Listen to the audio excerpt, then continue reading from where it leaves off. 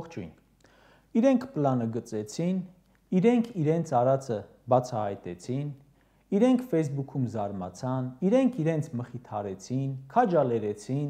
իրենք սպառնացին, իրենք իրենց համոզեցին,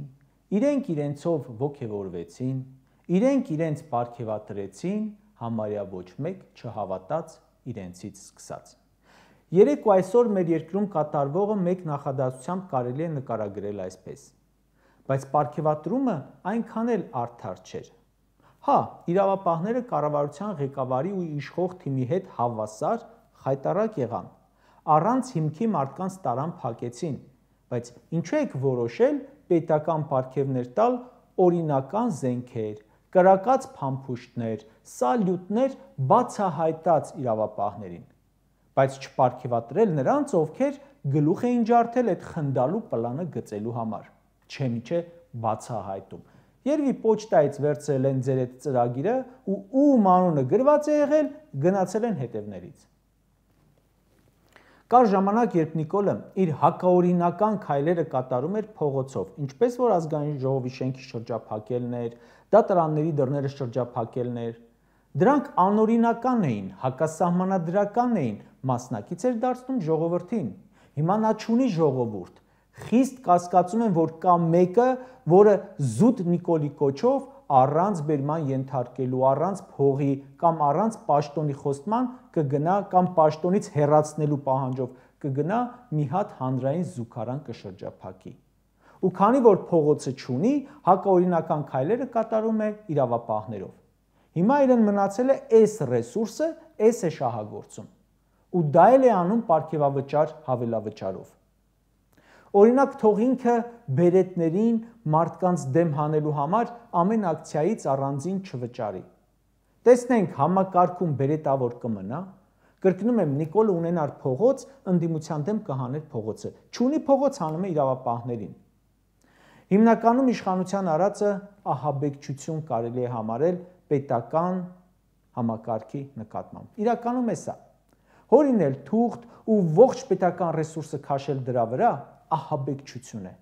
Հորինես իբր պլան ու ստիպես դատախազին, քննչական կոմիտեին, ոստիկաններին, ԱԱՑ-ին, դատարաններին մտնել այդ հանցանքի տակ, ամբողջ պետական ռեսուրսը ծախսել հորինած բանի վրա ու կալանավորել մարդկանց։ Շահագործում ես այդ բոլորին քո նպատակների, քո վախերի համար ու դրան պետք է պատասխան տրվի։ Թողած սաղ գործերը պաշտոնյաները Facebook-ն էին ողողել տափակ գրառումներով։ Երևանի քաղաքապետը, որ իր երթևեկության անհասկանալի փոփոխություններով ուղղակի տերոր է անում վարորդների նկատմամբ, իր գործը թողած գրառումներ էր անում։ Տարվա կեսն է Ադրբեջանը արդեն 20-ից ավելի զորավարժություն է արել Թուրքիայի հետ համատեղ, քո դաշնակիցների հետ անգամ զորավարժություն է արել, Իրանի հետ, Ղազախստանի հետ, Շուշիում ու Ստեփանակերտում զորահանդես է անում։ Պաշտպանության նախարարը, որի ղեկավարած բանակում ուղղակի բարդակ է, որը ոչ նորմալ զինվում է, ոչ զորավարժություններ է անում, բայց գրառում անում է, էլ Վասակսյունի, էլ Հեղաշրջում, առողջապահության ու մյուս նախարարներին չեմ էլ հաշվում։ Դու հաշվել ես, թե պետական ռեսուրսը, ֆինանսական ու մարդկային, ոնց է մսխվում քո անձնական ու ձեր թիմի կուսակցական կարիքների, շահերի վրա, ու դա արդեն 7 տարի է։ 2018 թվականի ապրիլից ի վեր պետական կառավարման համակարգը սթրեսի է ենթարկվում ամենօրյա կտրվածքով ու ժողովուրդն էլ հետը։ Մենք այդ ամենի ականատեսնենք, մասնակիցնենք ու այդ ամենը մեզ վրա է անդրադառնում բոլոր բացասական հետևանքներով։ Ամեն շաբաթ կամ ամեն ամիս, իսկ վերջերս ամեն օր պետությունը մի ցնցում ապրում է ու այսպես 7 տարի շարունակ, ու չկա մի գործընթաց, որ տանի երկրի առողջացմանը, ինչ որ ոլորտի կայացմանը, պետության ամրապնդմանը, արդարության ու արդարադատության հաստատմանը։ Նյարդային գերլարված վիճակում ենք ու կարծես նմանվում ենք մարդամեկին, որ արդեն մի օր ստիպված ենք լինելու մենք էլ հանգստացուցիչ դեղեր ընդունել։ Ժողովուրդ ջան, 2018 թվականի մայիսին եկել են իշխանության, անմիջապես նախաձեռնել են Տուշոնկա շոու, հետո մյուս շոուները, ձերբակալություններ, խուզարկություններ, գրողներ այսինչ այնինչ բիզնեսի վրա,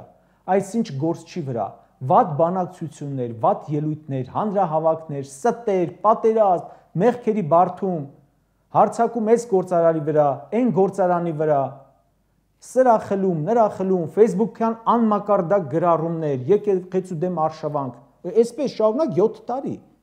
Չես կարողանա ասել, թե այս տարիների ընթացքում պետությունը ինչ է կարողացել կայացնել, հետ գցել։ Այսինքն կարող ես ասել, ոչինչ։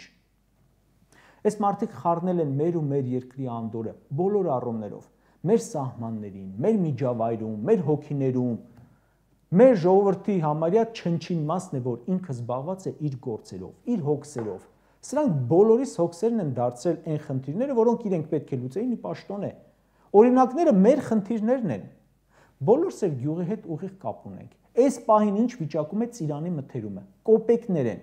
Արմավիրի մարզում այգեգործը Ծիրանը պետքա քաղի, զանգում ու փորձում է ճշտել Լարսը բաց է թե բաց չէ։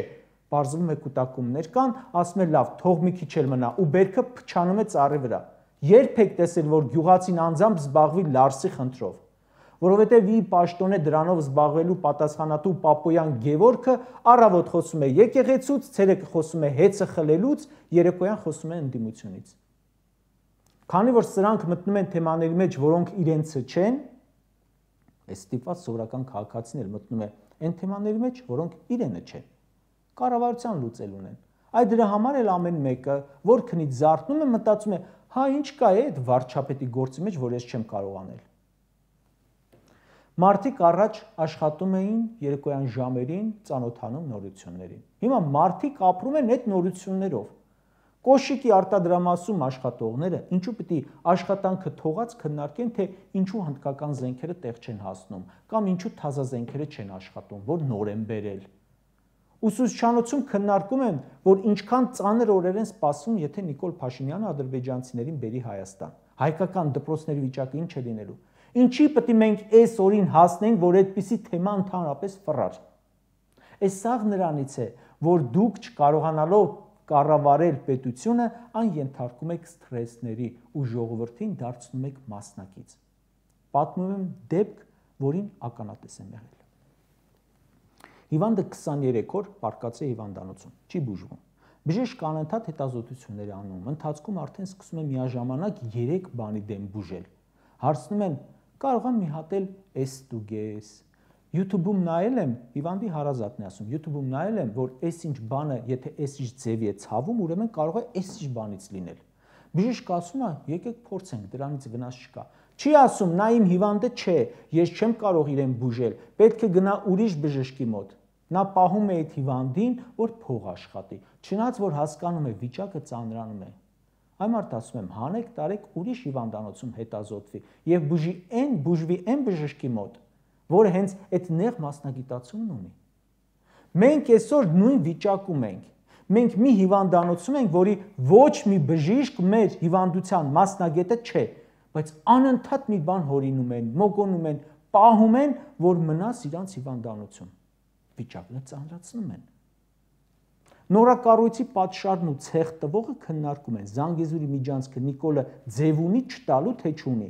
Ասում է ես ճանապարհը կտայի, բայց քանակ կսահմանի, ինչքան բեռ։ Ես եմ տեղափոխում, այնքան էլ դուք պետք է տեղափոխեք, համ էլ պիտի լինի նեղ ճանապարհ։ Քննարկում են ու վիճում։ Ինչի, որովհետև այդ հարցով զբաղվողներ իրենց տեղում չեն ու իրենց տեղում չլինելու պատճառով բացվել է միջանցքի թեման։